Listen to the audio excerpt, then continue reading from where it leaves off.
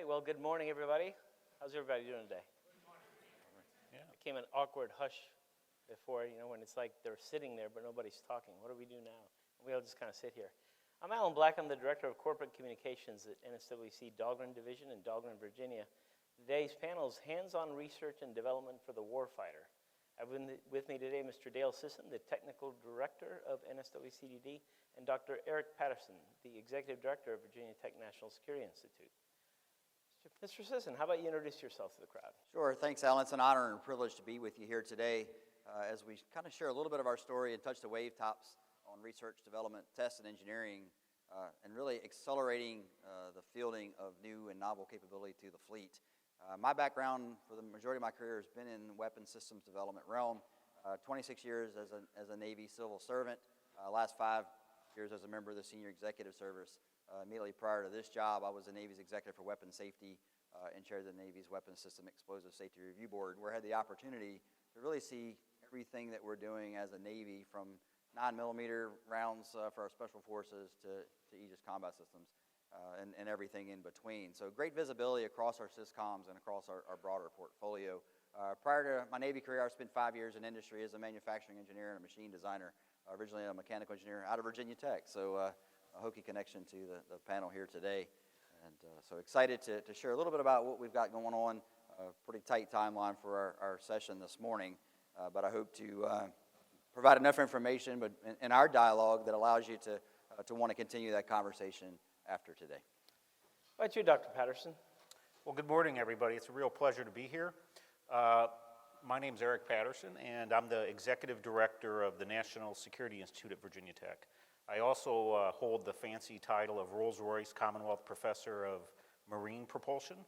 Prior to being the Executive Director, I was an academic department head. I was head of Aerospace and Ocean Engineering. It's the only aero-ocean combination program in the world.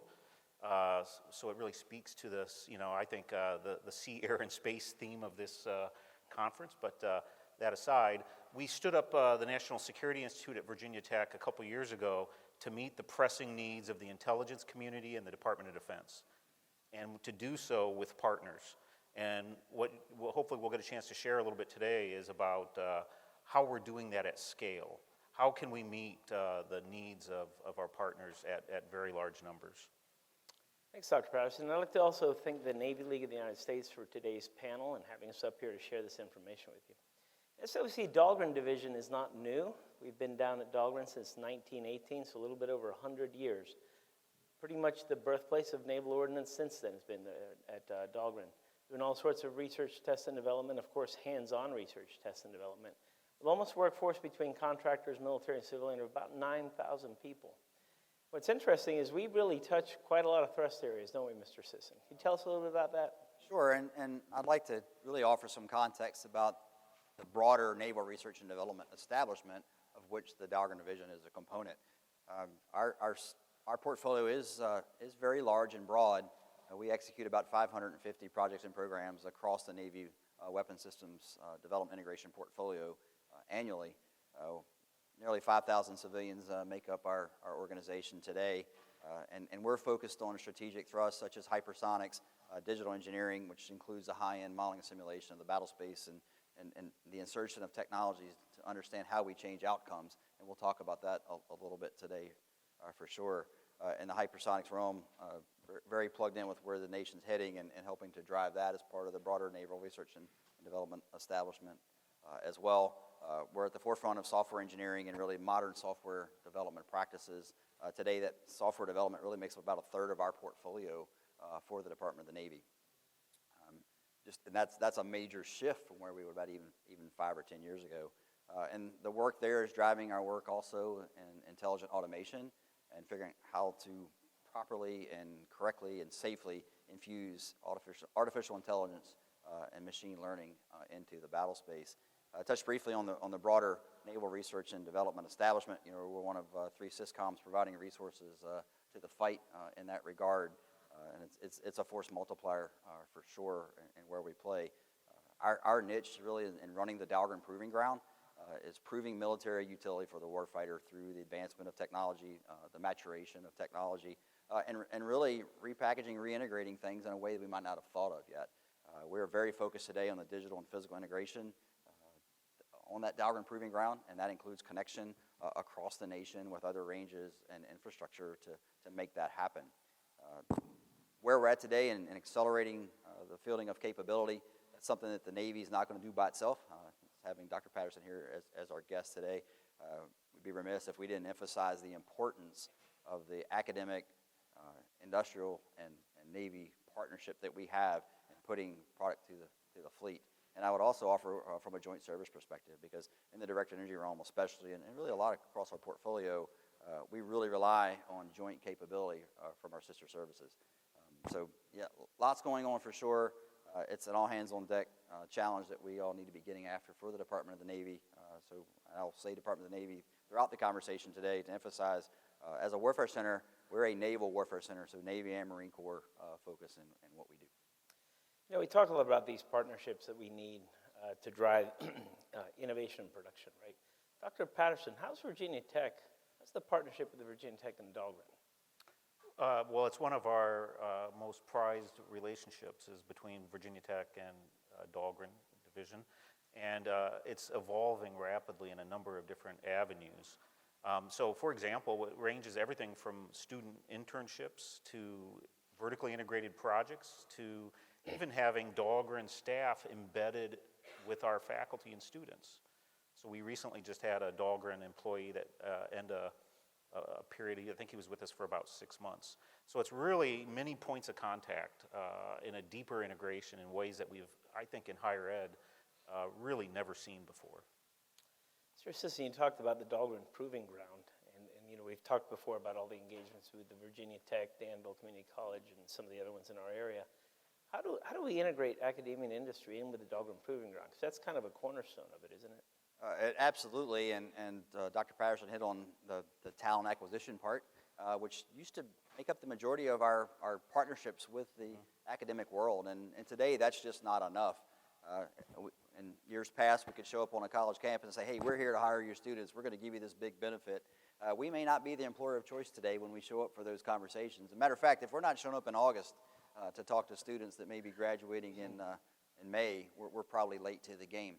So we certainly have to count on our university partnerships and folks like Virginia Tech for the talent pipeline, but the active role in developing talent through demonstration, experimentation, prototyping, and research is really where the value, I think, is at today. And the ability of a university like Virginia Tech to stand up a national security institute and operate in cleared spaces and have cleared students that can be part of our real projects and programs is just tremendous. We have an event that we'll conduct on our range coming up later this year that will be an intelligent automation demonstration that will have academic involvement from Virginia Tech and other university partners as well. You think, Dr. Patterson, so can you tell us a little bit about that National Security Institute at Virginia Tech? Yes, I'd like to take a minute or two and tell you about it. So it's an institute that was formed in 2021, and it was based on about 10 years of history prior to that as the Hume Center. The Hume Center was stood up because one of our alumnus, Ted Hume, had retired from the intelligence community, and he saw the tidal wave coming before much of the rest of the community. And what was the tidal wave? It was the complete dearth of talent coming to work for government and all of the ecosystem. And he wanted to do something, so he made a gift, a substantial gift for somebody who was a civil servant his whole life, to the university and said, I want you to stand up this institute or this center at the time that intersected research execution at the highest levels of classification with student education and workforce development. And that was the vision back in the mid-2000s. It grew organically for 10 or 15 years until we stood up a thematic institute at Virginia Tech. And so today, it cuts across the entire university. We have students from almost all of the colleges and have many projects that are STEM and non-STEM with the recognition that it's not all just technology, right? You need people, especially in certain sectors of the government, you need people that are across the whole spectrum, whether they be business to accounting, finance, all the way over to social sciences. And in some cases, they get merged. I will just say as well, the picture today is one of deep integration where we have many corporate and government agencies, corporate sponsors and government agencies working with us very early. So now it's an embedded process where students are recruited as early as sophomores. And that has the advantage, often we'll start the clearance process between sophomore and junior year. So ideally, when they walk across the stage and they get the diploma, they have the tickets in their back pocket. Okay, so that way when they start on day one, they have traction on day one. Very powerful. And as well, we continue still with things like individualized PhDs. I just had a student that defended his PhD at one of the intelligence communities recently. Very interesting, bringing engineering and social sciences together to can we predict insurgencies, for example, and counterinsurgencies. So it's the whole spectrum from early embedded internships and projects all the way through to the highest levels of graduate education and development of expertise. Yeah, this panel is about creating that warfighter capability, right, in the future, and these partnerships seem to have a lot to do with that.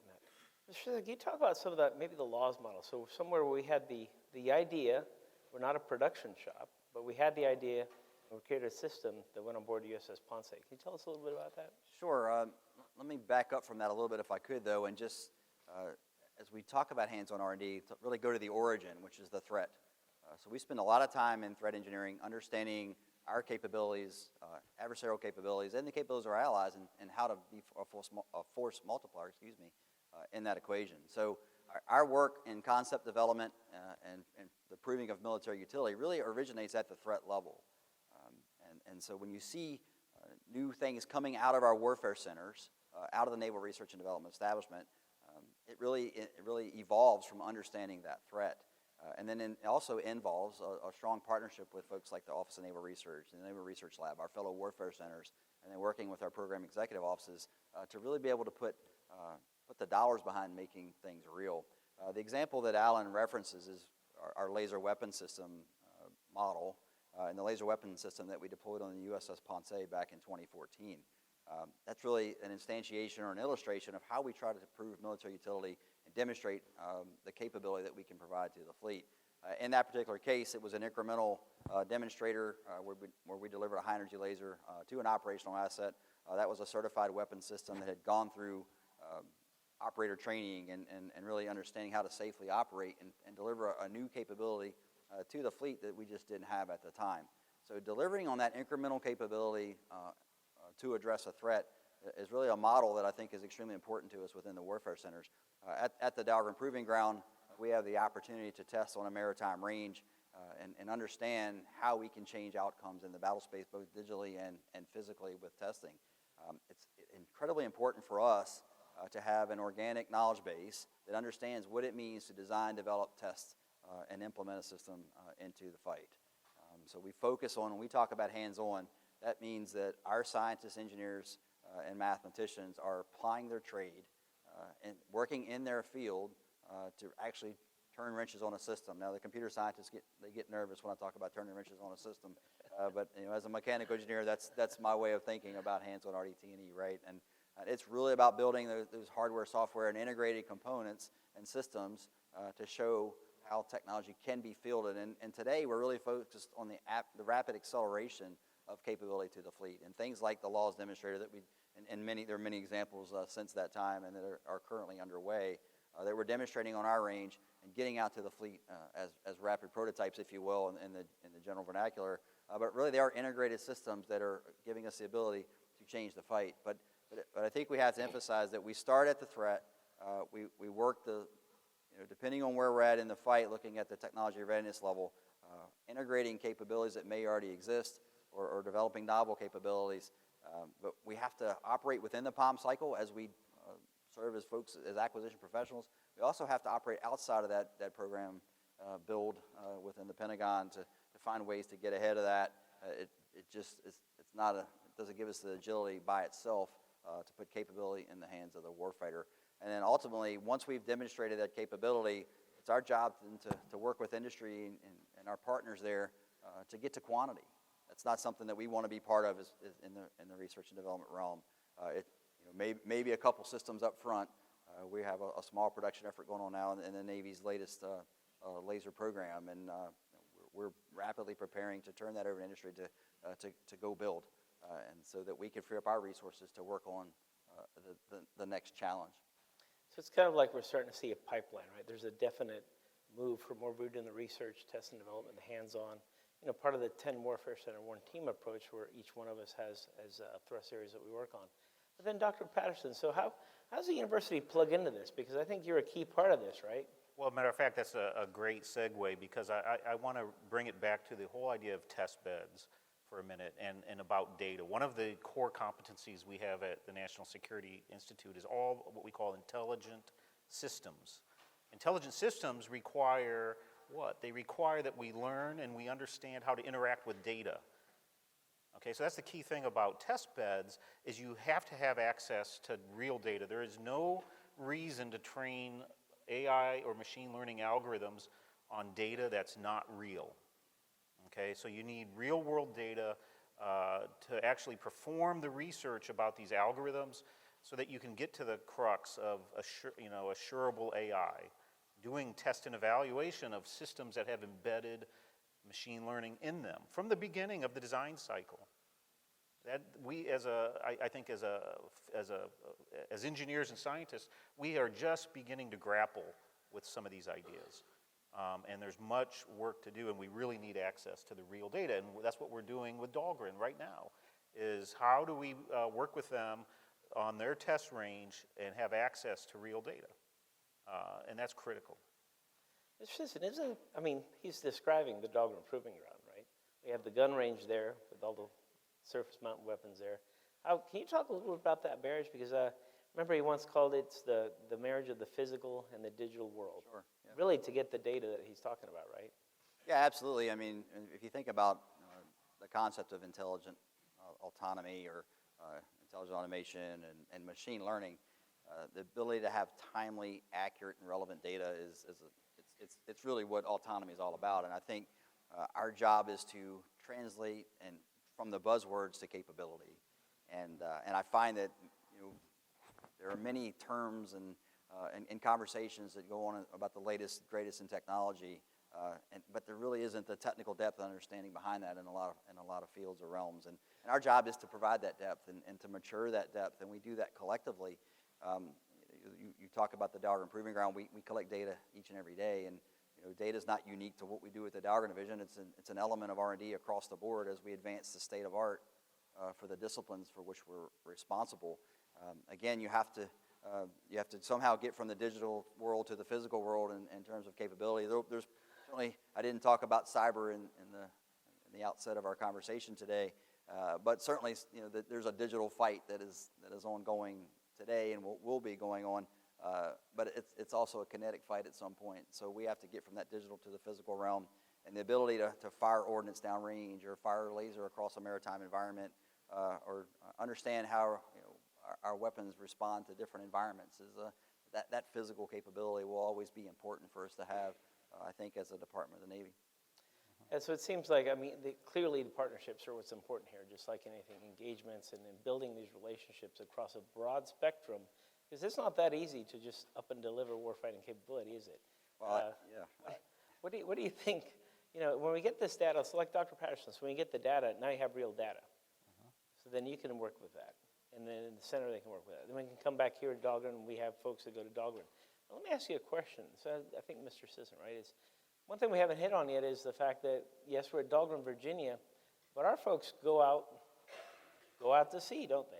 Sure. I think that across our warfare centers, again, not unique to the Dahlgren Division or the Naval Sea Systems Command. Our researchers are very much in tune with our operational community and value the opportunity to be out in the fleet and really understanding the challenges that our operators see on a daily basis. And we can provide that conduit back all the way to the academic origins or our fundamental basic research origins, and then to figure out how to solve those problems from a threat standpoint. And when we talk threat, it includes an understanding of our blue capability, of our Navy's capability, and how to make sure that we maintain the technological advantage that we require.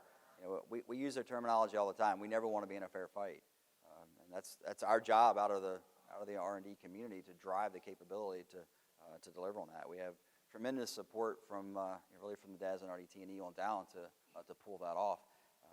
And there's a tremendous demand signal for the products that we deliver today across the Warfare Center enterprise, and it just speaks to the capability that we need to get out to the fleet to deliver on that. So Dr. Patterson, on that point, that's kind of key, right? To get that feedback directly from the ship, right? Directly from the warfighter. What's been your experience in how you take that information? Because basically this is data that comes back to you, right? And then you integrate that data into the program. So can you talk a little bit about that? Well, first off, I would say it's very hard. Even for an institute where we have the ability to handle information at the highest levels, it is still very hard to move data, right? So moving real data is hard. And I would say, just struggling through, even with a very mature relationship like we have between Virginia Tech and Dahlgren, there are many bumps in the road, different needs and requirements. And even as you solve and work through those problems, advances the relationship and advances the quality of the end product. It takes time and it's very frustrating, but that's the value of the whole proposition. Bringing those very different opinions of the researchers who are struggling with, I need labeled data, whatever that means. Okay, they need certain quality and type of data. And then from the Warfare Center, you may be out at sea collecting the data. How do we make that marriage and get it to go across different systems? Different classification levels. All of that is extremely challenging. Sometimes we fail. I'll just admit straight up, we fail sometimes. But as long as we're in this for the long term, we'll get over these bumps and continue to improve the system. So, to that point, Mr. Rizzo, what Dr. Patterson's talked about, so that's kind of what's that failure, getting away from that failure and being successful. I'm going to chime in here with that. That's really get real, get better, isn't it? Yeah, I mean, many of you, I'm sure, in the audience are familiar with the Navy's efforts to accelerate and advance the capability of every one of our commands ashore and afloat through a concept that we call get real, get better. And yeah, I mean, it's really being very self-reflecting and introspective about how we're operating and not being comfortable with where we are, and then getting after fixing those challenges that we identify and not admiring those problems, and then elevating where we need to, for sure. I mean, I think it's, as an science and engineering community, we're very much in tune with a disciplined problem-solving approach, and I think that's really a lot of what Get Real, Get Better is about, for sure. But bringing that technical rigor to bear is a combination of that discipline. It's also has a strong element of true technical knowledge, and that's the confluence of those two things is what we really focus on every day, and why we have partnerships like this. One thing that's interesting, right, is 10 years ago we would have been thinking cyber and kind of digital. And in fact, the Dahlgren Proving Ground for a short time was looked at as the digital proving ground. But the reality is, and I go back to Dr. Patterson's point on data, getting real data. Because it's one thing if you've got this data that you've created digitally that's kind of a simulation by actual factual data from the field. Dr. Patterson, can you talk about why that is so important as it relates to developing these capabilities for the warfighter? And you kind of hit on it a little earlier. Well, I think, first off, data from the field is the truth. Absolutely. Right? I mean, at the end of the day, that is the real world, and you have to anchor everything in the truth. So that's bedrock, and that's how you validate things. Of course, there's enormous value in modeling and simulation. I've spent my whole career doing modeling and simulation to support the Navy. So it has enormous value, even to train algorithms using data from M&S, modeling and simulation tools. You can do that, but it is only a substitute or a surrogate for things that represent the actual truth of real operational systems. So there's, as with any M&S algorithm, there's errors and assumptions, that are all baked in, and they can bias your the machine learning algorithms themselves, which cause real issues for certifying that. Imagine that's the whole idea of how do you do test and evaluation and of AI embedded systems. Very, very challenging topic, and again, that's why you need you've got to have truth.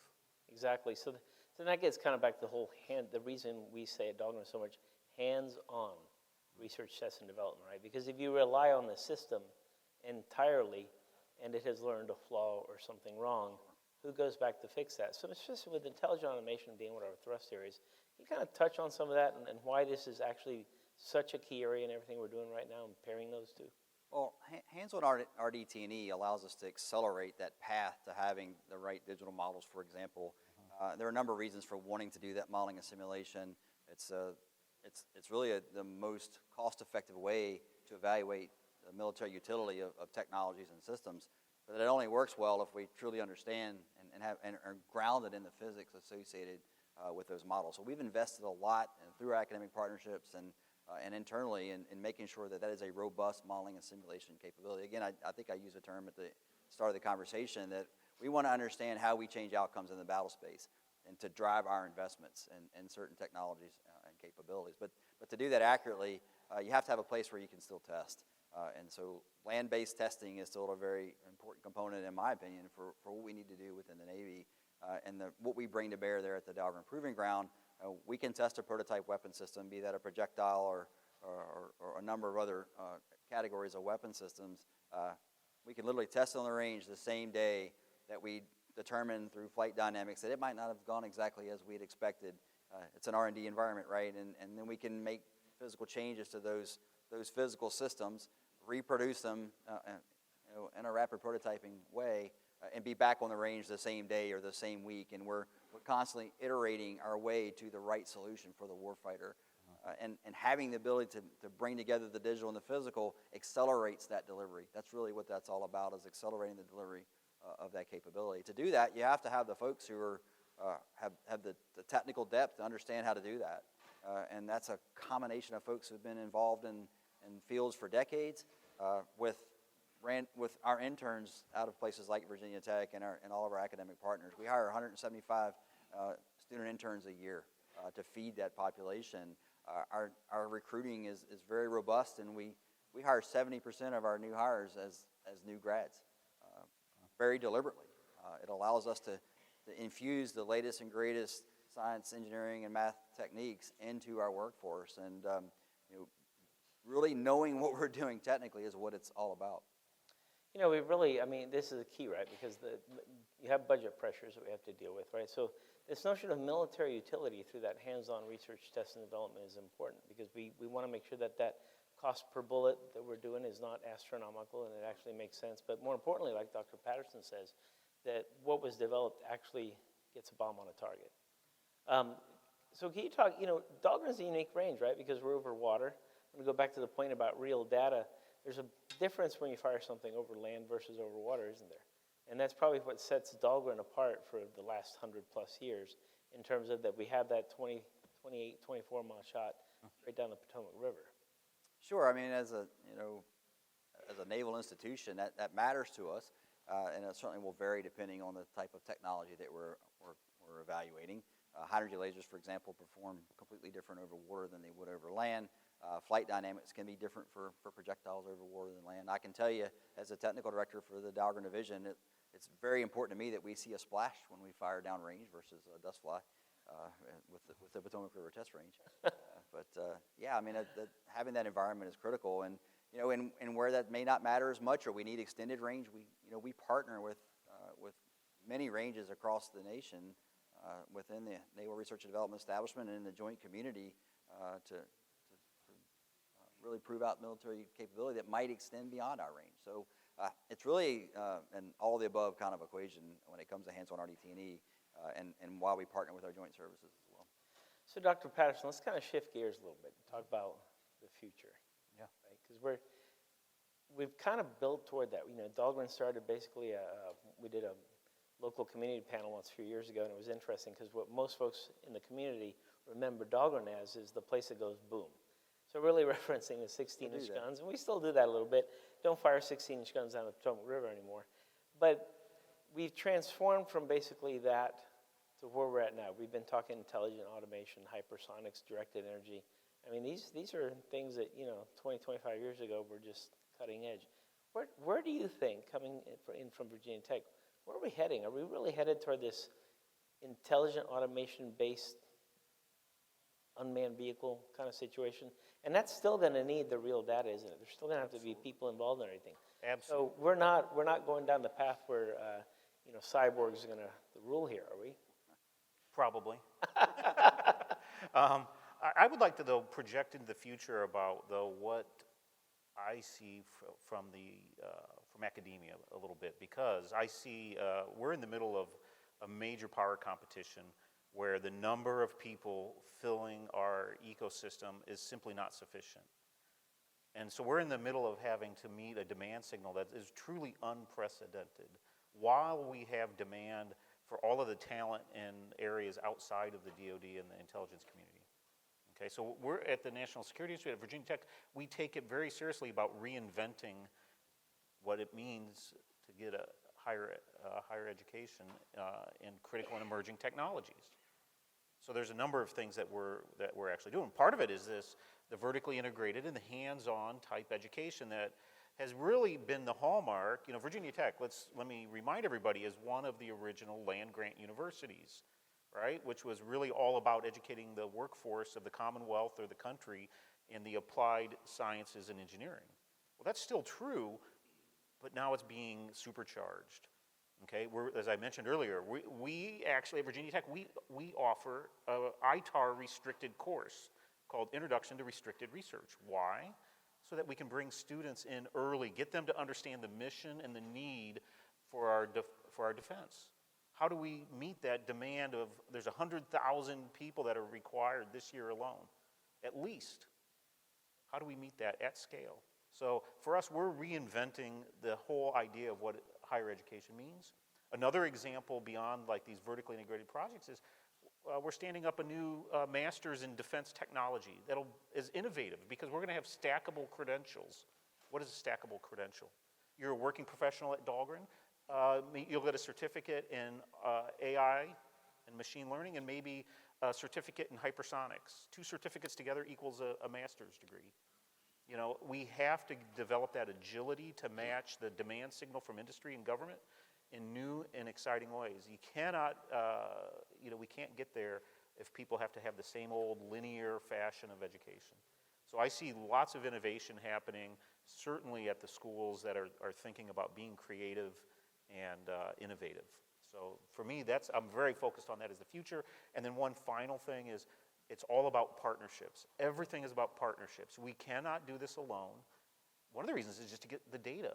We may have our own test ranges, but they're small. They're not real. You guys, you run the real test range. But we got to work together because it's not just about firing projectiles down the river. We got to fire projectiles down the river while we're collecting the right data, right? So we work together so that the people developing the algorithms are, it's back to the same thing. But Persistent, I mean, that gets in, and we've discussed this at Dahlgren, right? I mean, that's key to what we're doing. In fact, this is why we have these partnerships, is to help guide academia toward what it is we need, right? Because at the end of the day, as you point out, Dr. Patterson, we're kind of in a crisis mode with what we need, right? We need to get the pipelines going, getting the right folks in the right fields, and then that can feed over to us at Dahlgren and the other warfare centers and the Navy, DoD writ large, right? yeah. So, Mr. Sisson, what's your view then of the future? Well, I'm going to publish that and be 100% right with it and make a bunch of money off of it, right? So that's, I think we always struggle to accurately define the threat as a way forward. I started out the conversation today with the importance of threat engineering and understanding how to counter that. So we spend a lot of time trying to understand that future, really, and what does the future fight look like? And that timeline has been compressed on us greatly in how we view things today. So I use the term experience accelerators a lot, and I think that's what we're looking for. How do we get smarter faster? And that's what these kind of partnerships really recognize. We don't have the same timelines we might have had 20 years ago to put a capability out to the warfighter. So we have to find ways to develop expertise, to prove out those things that won't work, and to find the things that will through experience accelerators. And if we can have students who are on assignment, working for us, back on assignment, working on graduate research at universities, or taking our employees and putting them on site at a place like Virginia Tech and the breadth of our university partnerships, we're building those experience accelerators for our workforce. We've spent a lot of time talking about data and intelligent autonomy today. There's another warfighting element of that in the ethics and safety realm that we then bring to bear as a naval institution. That shows that we can't just talk about the complexity of the technology itself. It's the actual employment of that as an element of hands-on RDT&E. You can't do that without generating the experience and knowledge base in the workforce. So workforce development is a critical part of that. I talked about refreshing our workforce through hiring new grads out of college programs and curriculum. We also have our folks actively involved in graduate education. At any given time in my workforce, we'll have 400 folks that are in graduate education there within the Dahlgren division. So all that adds up to really making sure that we develop the expertise necessary to develop and deliver integrated combat power, all of which these things like intelligent automation or digital engineering and hypersonics play a role in that integrated combat power, for sure. Okay, so, well, before we close, let's see if we get anybody have any questions. If you have a question, you can just step up here to the mic and ask away. Does the Rolls-Royce professor at Virginia Tech Yes. get a Rolls-Royce as their loaner? about I engines. always wondered that. No, that company, they separated a long time ago. Quite a perk. Yeah. Anybody? Bueller? All right. Hey, Well- we have one in the. We do, oh, yep, Right here. yep. Oh, well, yes, we do.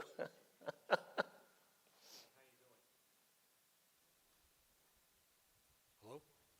Is that working? Go. No? Yeah. Okay. How you doing? Dennis McLaughlin from Wright Solutions.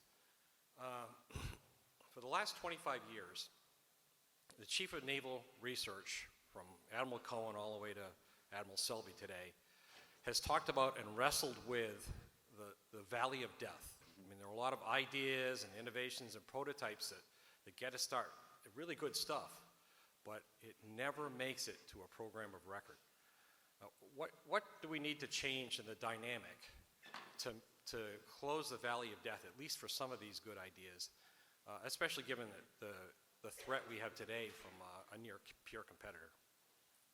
Yeah, how many? We got 3 hours. 3 hours and 12 minutes, or 3 minutes and 10 seconds. Three hours, yes, sir. Yeah, that's a great question, and for full disclosure, Dennis is one of my predecessors as the technical director at the Dahlgren Division, so it's a problem that we've wrestled with for a long time. But I think part of the answer is in operating and delivering military utility outside of the POM cycle. That our acquisition cycle as a federal government and the Department of the Navy just struggles to keep up with, because there's so many competing priorities that we deal with, for sure, and it's difficult to really show how some of those systems or technologies, how they'll survive on the other side of the valley of death, right? And I think one of the best ways that we can help that is understand technology and capability well enough early on that we can deliver a window into the success that systems will offer to drive those investments. And I think without the ability to prove that up front, we're just continuing to to play a luck game a little bit and understanding how we can be successful there.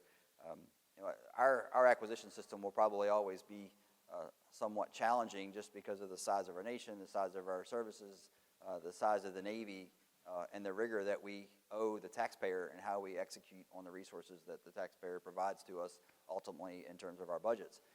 But the best that we can do, I think, is through the digital and physical evaluation of technology and capabilities to prove that, so that we survive the lack of fiscal patience that I think we exhibit as a nation a lot of times.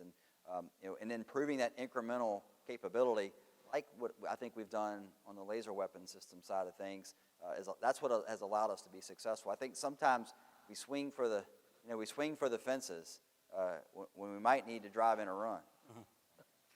I would answer that question, though. Everything that we've been talking about today about building partnerships is exactly an accelerant to bridging that valley of death. That was the reason we created the National Security Institute at Virginia Tech, because I can look next door and I see all of the academic colleagues that are truly in that 6-1 space. And on the other side, I turn around and I talk to people like Dale and all of his colleagues. Okay, so we see it as our mission to be part of that bridge. Now, we can't do it alone, of course, but if it's a successful model, we need to help propagate it across the country. And it is making an impact, I think. And I think building the industry partnerships earlier are key as well, because as you well know, Dennis, I mean, we don't want to be in the production business, and at the moment we're in the production business, we're probably slowing down that closure of that gap, and having industry engaged to understand what makes sense for the industry to build, right? And I think we sometimes leave that out of the equation. At the same time, ensuring that we own intellectual property so that we're not back to the drawing board on the next iteration or integration. We have time for one more question, sir.